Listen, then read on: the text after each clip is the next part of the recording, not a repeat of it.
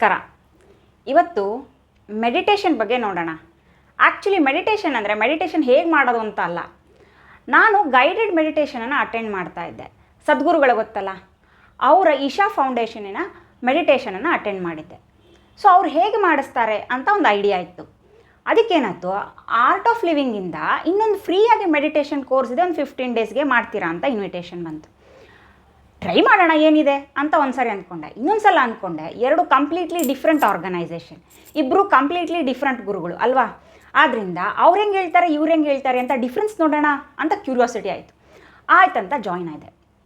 ಆವಾಗ ಡಿಫ್ರೆನ್ಸ್ ಇಲ್ಲ, ಎಷ್ಟೊಂದು ಸಿಮಿಲಾರಿಟೀಸ್ ಇದೆ ಅಂತ ಅರ್ಥ ಆಯಿತು. ಇಬ್ಬರು ಹೇಳ್ತಾ ಇದ್ದಿದ್ದೂ ಅಲ್ಟಿಮೇಟ್ಲಿ ಹೇಗೆ ಸೇಮ್ ಟು ಸೇಮ್ ಅಂತ ಅರ್ಥ ಆಯಿತು. ಇಬ್ಬರು ಒಂದೇ ರೀತಿ ಮಾತಾಡ್ತಾ ಇದ್ರು. ಶಬ್ದಗಳ ಬಳಕೆ ಬೇರೆ ಇರ್ಬೋದು, ಒಬ್ಬರು ಕನ್ನಡದಲ್ಲಿ ಹೇಳಿದರೆ ಒಬ್ಬರು ಇಂಗ್ಲೀಷಲ್ಲಿ ಹೇಳಿರ್ಬೋದು, ಆದರೆ ಇಬ್ಬರು ಹೇಳಿದ್ದೂ ಒಂದೇ ರೀತಿ ಇತ್ತು ರೀ. ಅವರು ನಮ್ಮ ಬಾಡಿಯನ್ನು, ನಮ್ಮ ದೇಹವನ್ನು ಒಂದು ತುಂಬ ವ್ಯಾಲ್ಯೂ ಇರೋ ಕಾರ್ಗೆ ಹೋಲಿಸಿದ್ರು. ಅಷ್ಟೊಳ್ಳೆ ಕಾರ್ನ ನೀವು ಸರಿಯಾಗಿ ಪೆಟ್ರೋಲ್ ಹಾಕಿದಿರಾ ಅಥವಾ ಅದಕ್ಕೆ ಇಂಜಿನ್ ಸರಿಯಾಗಿ ಹಾಕದೇ ಇದ್ದರೆ, ಅದ್ರ ಮೇಂಟೆನೆನ್ಸ್ ಸರಿಯಾಗಿ ಮಾಡದೇ ಇದ್ದರೆ ಅದು ಸರಿಯಾಗಿರುತ್ತಾ ಅಂತ ಕ್ವಶನ್ ಕೇಳಿದರು. ಅಂದರೆ ಇವಾಗ ಒಂದು ಎಕ್ಸ್ಪೆನ್ಸಿವ್ ಕಾರ್ಗೆ ಅವರು ಸ್ಪೋರ್ಟ್ಸ್ ಮಾಡೆಲ್ ಎಲ್ಲ ಹೇಳಿದರು, ನನಗೆ ನೆನಪಿಲ್ಲ ಬಿಡಿ. ಆ ಥರದೊಂದು ಎಕ್ಸ್ಪೆನ್ಸಿವ್ ಕಾರ್ಗೆ ಏನೋ ಒಂದು 2 ವೀಲರ್ದೋ ಇಲ್ಲ ಒಂದು ಆಟೋ ರಿಕ್ಷಾದೋ ನಿಮ್ಮ ವೆಹಿಕಲ್ ಎಂಜಿನನ್ನು ಜೋಡಿಸಿದ್ರೆ ಗಾಡಿ ಸರಿಯಾಗಿ ಓಡುತ್ತಾ ಅಂತ ಕೇಳಿದರು. ಯಾಕಂದರೆ ಗಾಡಿ ಸರಿಯಾಗಿ ಓಡಬೇಕು, ನಮ್ಮ ದೇಹ ಸರಿಯಾಗಿ ಓಡಬೇಕು ಅಂದರೆ ಅದಕ್ಕೆ ಬೇಕಾಗೋದೇನು ಹೇಳಿ, ಎಂಜಿನನ್ನು ರನ್ ಮಾಡೋದಕ್ಕೆ, ಬರ್ನ್ ಮಾಡೋದಕ್ಕೆ ಎನರ್ಜಿಯನ್ನು, ಕ್ಯಾಲರೀಸನ್ನು, ಆಕ್ಸಿಜನ್ ಬೇಕಾಗೋದು ಎಲ್ಲಿಂದ ಆಯಿತು ತೊಗೊಳ್ಳೋದೆಲ್ಲ ಲಂಗ್ಸ್ ಮತ್ತು ರೆಸ್ಪಿರೇಟರಿ ಸಿಸ್ಟಮ್ಗಳು. ಇಬ್ಬರೂ ಮಾತಾಡಿದ್ದು ಒಂದೇ, ಸರಿಯಾಗಿ ಉಸಿರಾಡಿ ಅಂತ ಹೇಳಿದರು. ಲಂಗ್ಸ್ ಬಗ್ಗೆ ಎಕ್ಸ್ಪ್ಲೈನ್ ಮಾಡಿದರು, ಸರಿಯಾಗಿ ಬ್ರೀದಿಂಗನ್ನು ಕಲ್ತ್ಕೊಳ್ಳಿ ಅಂತ ಹೇಳಿದರು. ಇದು ಫಸ್ಟ್ ಪಾಯಿಂಟ್ ಆಯಿತು. ಆಮೇಲೆ ನಂಬರ್ ಆಫ್ ಟೈಮ್ಸ್ ಡಿಫ್ರೆಂಟ್ ಹೇಳಿರ್ಬೋದು. ಈಗ ಕಪಾಲಭಾತಿ ಅಥವಾ ಓಮನ್ನು ಪ್ರನೌನ್ಸ್ ಮಾಡೋದು, ಅಥವಾ ಲೆಫ್ಟ್ ನೋಸ್ಟ್ರಲ್ಲಿಂದ ತೊಗೊಳ್ಳೋದು, ರೈಟ್ ನೋಸ್ಟ್ರಲ್ಲಿಂದ ಬಿಡೋದು, ಆ ಥರದ್ದೆಲ್ಲ ಇರುತ್ತಲ್ಲ, ಅದನ್ನೆಲ್ಲ ಬೇರೆ ಬೇರೆ ಟೈಮ್ಸ್ ಮಾಡೋದಕ್ಕೆ ಹೇಳಿ, ಒಬ್ಬರು 5 ಟೈಮ್ಸ್ ಹೇಳಿದರೆ ಒಬ್ಬರು 21 ಟೈಮ್ಸ್ ಹೇಳಿರ್ಬೋದು. ಆದರೆ ಇಬ್ಬರು ಹೇಳಿದ್ದೂ same to same.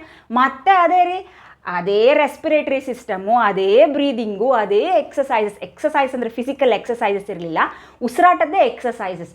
So finally ultimately completely ಏನಾಯ್ತು ಹಂಗಾದರೆ, ಇಬ್ಬರು ಬೇರೆ ಬೇರೆ ಹೇಳ್ತಾನೆ ಇರಲಿಲ್ಲ, ಒಂದೇ ಹೇಳ್ತಾಯಿದ್ರು. ಜಗತ್ತಿನಲ್ಲಿ ಹೊರಗಡೆ ಇರುವ ಡಿಸ್ಟ್ರಾಕ್ಷನ್ಗಳನ್ನು ನೋಡಿ ನಿಮ್ಮ ಬ್ರೈನನ್ನು ಹಾಳು ಮಾಡಿಕೊಂಡು, ಸರಿಯಾಗಿ ಉಸಿರು ಆಡ್ದಿರ ನೀವು ನಿಮ್ಮ ದೇಹನ ಹಾಳು ಮಾಡಿಕೊಂಡು ಹೆಂಗೆಂಗೋ ಆಗಿ ರೋಗದ ಮುದ್ದೆ ಆಗಿ ಹೋಗ್ತಾ ಇದ್ದೀರಾ. ಮೊದಲು ಉಸಿರಾಡೋದಕ್ಕೆ ಕಲೀರಪ್ಪ. ಯಾಕೆ ಇಷ್ಟು ಕಷ್ಟಪಡ್ತಿದ್ದೀರಾ ಅಂದರೆ ಸರಿಯಾಗಿ ಉಸಿರಾಡ್ತಾ ಇಲ್ಲ ಅಂತ ಹೇಳಿದರು ರೀ. ಅಷ್ಟೇ ಅವ್ರು ಇಂಪಾರ್ಟೆಂಟಾಗಿ ಹೇಳಿದ್ದು.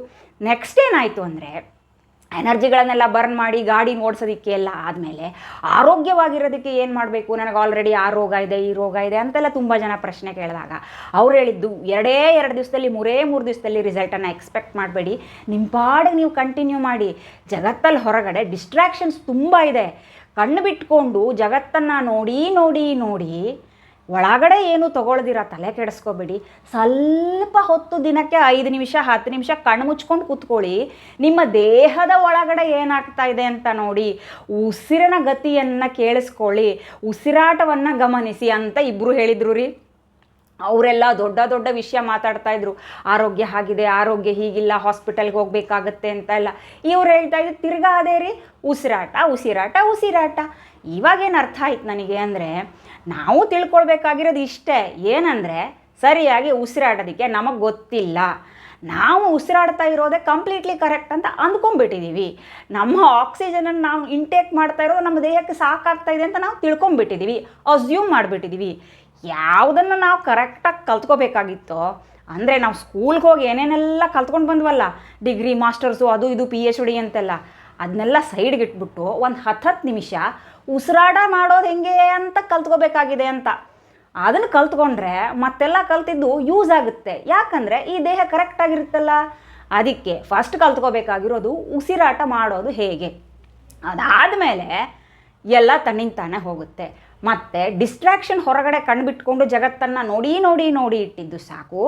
ಕಣ್ಣು ಮುಚ್ಕೊಂಡು 10 ನಿಮಿಷ ಕೂತ್ಕೊಳ್ಳಿ, 5 ನಿಮಿಷ ಕೂತ್ಕೊಂಡು ನಿಮ್ಮ ದೇಹವನ್ನು ಗಮನಿಸಿ, ದೇಹದಲ್ಲೇ ಆಗುತ್ತಿರುವಂತಹ ಬದಲಾವಣೆಯನ್ನು ಗಮನಿಸಿ ಅಂತ ಹೇಳಿದರು ರೀ. ಅವ್ರು ಹೇಳಿರೋ ಶಬ್ದದಲ್ಲೇ ಹೇಳಿದ್ದು ನಾನು. ದೇಹವನ್ನು ಗಮನಿಸಿ, ಉಸಿರಾಟವನ್ನು ಗಮನಿಸಿ, ದೇಹದಲ್ಲಿ ಆಗುತ್ತಿರುವ ಬದಲಾವಣೆಯನ್ನು ಗಮನಿಸಿ. ಬದಲಾವಣೆ ಏನಾಗುತ್ತೆ ಏನು ಹೋಗುತ್ತೆ ಅಂತ ಅಲ್ಲ, ಹೊರಗಡೆ ಬಿಟ್ಬಿಡಿ, ಒಳಗಡೆ ಸ್ವಲ್ಪ ನೋಡಿ ಅಂತರ್ಮುಖಿಗಳಾಗಿ ಅಂತ.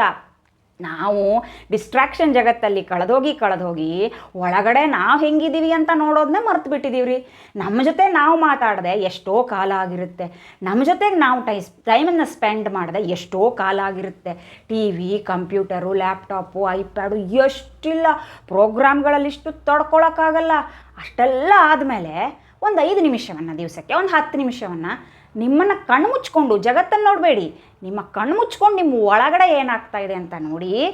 ಪ್ರಾಬ್ಲಮ್ಗೆಲ್ಲ ಸೊಲ್ಯೂಷನ್ ಇರೋದು ಹೊರಗಡೆ ಅಲ್ಲ, ಒಳಗಡೆ ಅಂತ ಹೇಳಿದರು.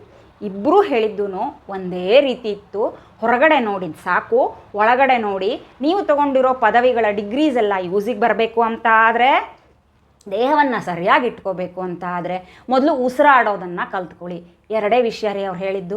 ಅಲ್ಲಿಂದ ಇಲ್ಲಿಗೂ ಮಾಡಾದ್ಮೇಲೆ, ಇಷ್ಟು ದಿವಸಗಳ ಕಾಲ ನಡೆದಾದ್ಮೇಲೆ ನನಗೆ ಅರ್ಥ ಆಗಿರೋ ವಿಷಯ ನಿಮಗೆ ಹೇಳಿದ್ದೀನಿ. ಆದ್ದರಿಂದ ಇನ್ ಕೇಸ್ ನೀವು ಸರಿಯಾಗಿ ಬ್ರೀದ್ ಮಾಡೋದಕ್ಕೆ ಕಲ್ತ್ಕೊಂಡಿಲ್ಲ ಅಂತ ನಿಮಗೆ ಅನಿಸಿದರೆ, ಅಥವಾ ಅಟ್ಲೀಸ್ಟ್ ನಾನು ಹೇಳ್ತಾ ಇದ್ದೀನಲ್ಲ ಅಂತ ನಗು ಬಂದರೆ, ಇನ್ನಾದ್ರೂ ಹೇಗೆ ಕರೆಕ್ಟಾಗಿ ಬ್ರೀದ್ ಮಾಡೋದು ಅಂತ ಕಲ್ತ್ಕೊಳ್ರಿ. ಓಕೆನಾ?